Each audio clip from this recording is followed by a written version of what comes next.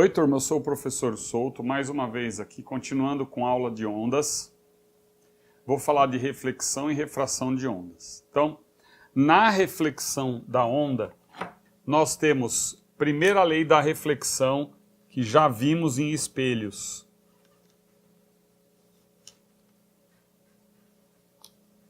Nós temos aqui uma superfície refletora, tá?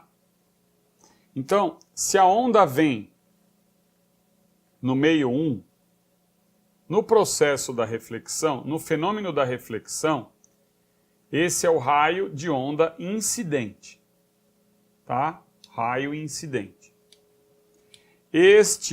Esta linha normal, ela é perpendicular ao plano ou à superfície refletora.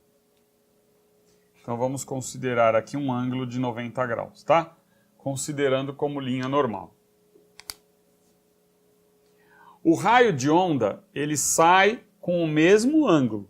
Essa, na verdade, é a segunda lei da reflexão, que o ângulo de incidência é igual ao ângulo de reflexão. Mas o importante é que a primeira lei também diz que esses dois raios pertencem ao mesmo plano. Tá? Então o que acontece aí? Os dois raios pertencem ao mesmo plano, primeira lei. A segunda lei, o ângulo de incidência é igual ao ângulo de reflexão. Então esse é o raio refletido. Lembrando que raio da onda, esse raio de onda, é a direção de propagação. E que na onda nós temos o quê, turma? Nós temos o comprimento de onda, que é a distância percorrida pela onda, né? Esse é o comprimento de onda, que é a distância percorrida pela onda no intervalo de tempo de um período. Então esse é o comprimento de onda. Repare que quando a onda sofre reflexão, o comprimento de onda não se altera. A velocidade também não se alterará. Só vai ter mudança de direção. Então nós temos que lembrar que nós vamos medir a velocidade, o comprimento de onda e principalmente a frequência, que é a cor. Se for uma onda luminosa, não vai mudar de cor. Se for um som grave, refletindo, ele continuará emitindo o grave. Não vai alterar a frequência nem do som, nem da luz. Então, na reflexão, tudo se mantém. Certo? Já na refração, agora, analisando a refração, o que nós temos então? Primeiro aqui, uma superfície separadora. Aqui a linha normal referencial, perpendicular à superfície separadora, tá? Perpendicular. Aqui o raio incidente. Opa, caiu alguma coisa aqui. Aqui o raio incidente. Ok? O que nós temos? Os três fenômenos, não podemos esquecer disso. Você tem a absorção da energia luminosa, ou da onda sonora, tanto faz. Você tem a reflexão, que aqui seria a reflexão parcial, tá? Então aqui é o raio refletido, a onda refletida.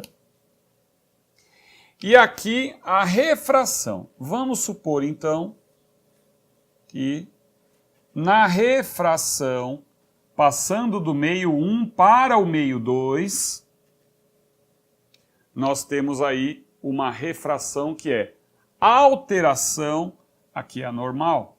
Em relação à normal, você percebe o seguinte, que nós tivemos uma alteração da velocidade.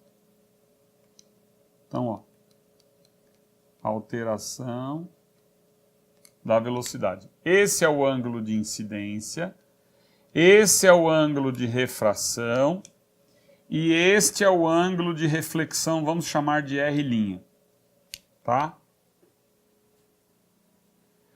Uma onda, ela tem um comprimento de onda. Quando eu desenho assim, faço esse desenho, eu estou representando, por exemplo, uma onda sonora, tá? Então ela tem um comprimento de onda que é a distância entre essas duas cristas aí. Ou no caso da onda, então eu tenho, no caso a onda ela tem, como é onda longitudinal, nós temos a parte de compressão do ar e a parte de rarefação do ar, não é assim? A parte de compressão, a parte de compressão, a parte de compressão e a parte da rarefação do ar, tá? E o comprimento de onda é essa medida aqui, certo? Entre duas compressões, no caso da onda sonora, certo? O que aconteceu? Vamos verificar, estamos vendo aqui, vamos chamar aqui de V1, que é a velocidade de propagação no meio 2, no meio 1, desculpa. Então, V1, a velocidade de propagação no meio 1, e V2, a velocidade de propagação no meio 2. Como no caso, o ângulo entre o raio da onda e a normal aumentou, então a velocidade também aumentou, tanto é que eu desenhei assim, né, para você ver. Ô turma, pela fórmula da onda, velocidade é comprimento de onda vezes a frequência, ok? A frequência, se aqui entra, por exemplo, a luz monocromática amarela, ela continuará amarela, não mudou a frequência da onda, tá? E aqui também na reflexão também, a onda amarela. Então ele diz que a luz é monocromática, ela tem uma única cor. Isso reflete que, nós concluímos que a frequência é a mesma, tá? Não houve alteração da frequência, então a frequência é constante. Passando o comprimento de onda dividindo, nós temos o seguinte, ó, a frequência ela é constante. Certo? Se a frequência é constante, a relação velocidade e comprimento de onda também é. Então, eu digo que se a velocidade aumenta, o comprimento de onda também aumenta. E eu posso fazer isso aqui, ó, V1 sobre comprimento 1 é igual a V2 sobre comprimento de onda 2, certo? Então, vamos colocar um modelo, tá? E aqui eu não estou agora considerando a reflexão, tá? Só estou considerando essa refração, que é quando a onda passa de um meio para o outro, mudando a sua velocidade de propagação. Então vamos considerar que no meio 1, aqui era o ar. Aqui nós tínhamos a onda sonora no ar, tá? Então eu tinha aqui uma onda sonora no ar com uma determinada frequência, e a velocidade, então eu vou por aqui, ó, V1 sobre comprimento 1. No ar, então aqui, ó, no ar, a onda andando a onda do som a 340 metros por segundo, tá? Dividido pelo comprimento de onda no ar de 2 metros de comprimento de onda. Então a distância entre essas duas partes de compressão é de 2 metros, tá? O comprimento de onda no ar, 2 metros, ok? Muito bem. Qual deverá ser a velocidade no meio 2, com certeza aumentada, se o comprimento de onda passou a ser 4 metros? 4 metros. Então o que eu sei? Quanto maior a velocidade, maior o comprimento de onda. Então ó, aqui, ó. Aumentou o comprimento de onda, vai aumentar a velocidade. Se tivesse no sentido contrário, estaria diminuindo. Daqui para cá, diminuindo o comprimento de onda, vai diminuir a velocidade. Passando o 4 para o outro lado, nós vamos calcular o V2. Ó. Então, o V2 fica, vou passar o 4 para lá multiplicando. Então, nós temos 4 vezes 340 dividido por 2. Tá vendo? Então, nós vamos ter aqui, né, uma velocidade, dá para colocar desse lado, né? Dá 4 dividido por 2 dá 2, então nós temos 680. Então a velocidade no meio 2 da onda sonora passaria a ser de 680 metros por segundo, ok? Então é isso aí. Tem muita coisa para a gente falar ainda, tá?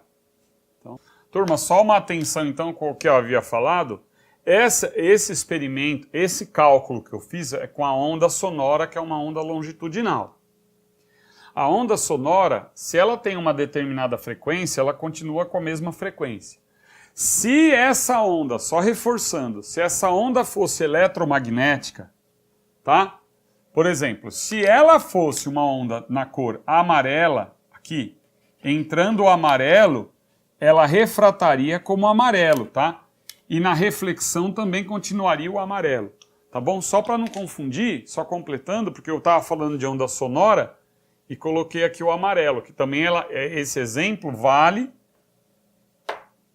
Esse exemplo, na verdade, se a onda fosse eletromagnética, uma luz monocromática amarela, aí a frequência não mudaria, então você vê que a frequência não muda pela cor amarela, tá? Mas aí, na verdade, é um cálculo com onda sonora, tá? Só reforçando.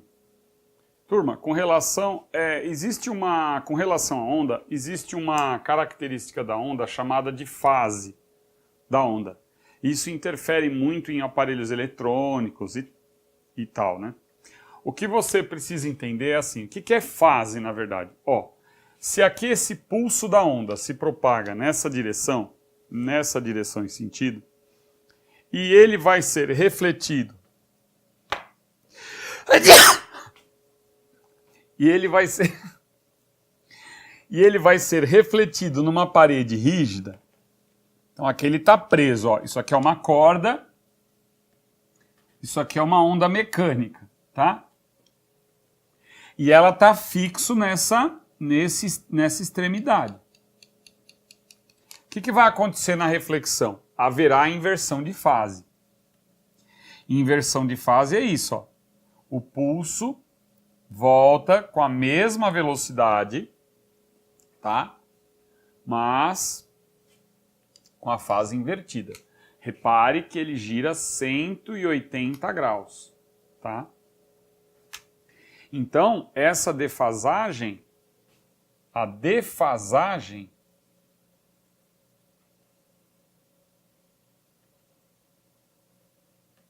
é π radianos. Você tem uma defasagem de π radianos, quer dizer, ela girou 180 graus, porque o π é 180. Se esse meio aqui for, a gente representa um meio menos rígido, um meio mais... Por exemplo, eu tenho uma corda, vou até melhorar isso, eu tenho uma corda, essa corda aqui, ó, amarrada numa outra corda, tá? Você tem uma outra cordinha aqui, tá? Diferente, mais fininha. Então, essa extremidade aqui, ela está livre, praticamente. Na extremidade livre, não haverá mudança de fase. Então, o pulso continuará com a mesma velocidade e com a mesma fase. É que aqui o meu desenho ficou meio apertado, eu vou desenhar para cá, ó. Então, na extremidade livre, o pulso, para ficar o desenho parecido com aquele, vai ter esse desenho. Então, ele vem para cá sem alteração de fase, tá certo? Então, para você entender que esse meio é mais rígido do que esse, tá? Esse é menos rígido. É como se eu tivesse como um fiozinho aqui e essa extremidade ela tá livre para oscilar, certo? Essa extremidade livre para oscilar. Cuidado que se ele colocar, por exemplo, uma corda mais grossa, vamos supor, ele amarrou uma corda mais grossa aqui, essa corda mais grossa, ela pode fazer o papel da parede rígida, tá? Porque ela é bem mais grossa, tá? Então é como se ela tivesse fixa aqui. E aí haveria uma defasagem de π radianos. Tá? No caso da onda, isso para onda mecânica, tá? Que ela necessita do meio material para se propagar. Por exemplo, a onda sonora. O som, por exemplo, você pode pensar assim, nessas duas possibilidades. A onda eletromagnética é a mesma coisa. Vamos supor que eu tenha aqui o ar e aqui uma parede de alvenaria, tá? Quando a onda eletromagnética ela incide nessa parede de alvenaria, essa parede de alvenaria seria o meio de destino. Então, a onda eletromagnética ela vai refletir nesse meio rígido. Mas no caso de onda eletromagnética, você pensa no índice de refração, tá? Que é o N da parte, como se a onda, se ela fosse, por exemplo, eu tenho aqui a separação do ar e da água, tá? Para facilitar o seu entendimento. Na hora que a onda eletromagnética incide do ar para a água, o meio água ele tem um índice de refração maior do que o do ar. Então, essa água, o índice de refração da água, como ele é maior do que o ar, ele é um meio mais refringente. Um meio mais, aqui não dá para escrever, mas eu vou falar. O meio mais refringente. E o ar, ele é menos refringente. Menos refringente, tá? E quando a onda eletromagnética incide num meio do meio menos refringente para o meio mais refringente, ela tem alteração de fase. Então, se ela vem dessa forma, como ali no esquema da cordinha, ela volta com inversão de fase, tá? Ok? Agora, se acontecer da água para o ar, o que vai acontecer? Da água para o ar é esse modelo aqui, ó. Porque se a onda vem da água para o ar, vou até colocar aqui, ó, da água para o ar. O meio de destino é o ar. E se a onda eletromagnética ela vem nessa fase aqui, com essa fase, da água para o ar, quando ela reflete, ela não inverte a fase, tá? Se ela reflete, ela não inverte a fase, entendeu? Então, é isso. Um meio rígido e um meio menos rígido. O meio rígido aqui, no caso, seria a parede de alvenaria. O meio menos rígido é o ar. Aqui é o meio mais rígido é a água. O meio menos rígido seria o ar. Para entender essa parte de fase, ok? Então, vamos lá. Turma, vamos falar um pouquinho sobre eco. O eco é o seguinte, você tem aqui uma onda sonora, tá? A onda sonora, ela percorre uma distância, reflete aqui, tá? Ela sofreu a reflexão e ela percorreu uma certa distância d, tá? O nosso ouvido, ele tem uma captação da seguinte forma. Se o tempo de retorno for menor que 0,1 segundo ou 100 milissegundos, que é a mesma coisa, aqui é o mili, tá? Mili é a milésima parte do segundo, tá? Então, se o tempo for igual ou menor que 0,1, você não percebe que o som voltou, que o som refletiu. Se o tempo for maior ou igual a 0,1, você vai perceber que tem dois sons. O som que você emite e o eco. Então aquela sensação do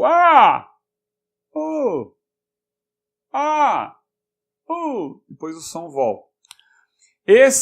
Como você percebeu que tiveram dois sons, um que você emitiu e um que voltou, o mesmo que voltou, porque o som refletiu e voltou, o tempo foi maior ou igual a 0,1 segundo.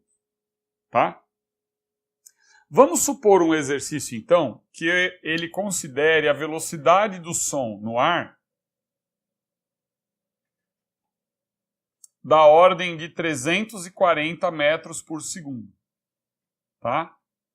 E ele vai te perguntar qual é a distância mínima para que eu possa ouvir o eco. Por que distância mínima? Porque uma distância menor que o mínimo, você vai ter um tempo menor que 0,1. Tá? E aí você, muito perto do obstáculo, vamos dizer assim, mais perto do obstáculo, você não vai perceber que existe o eco que está ocorrendo, não vai perceber, ter a sensação da reflexão do som. Tá?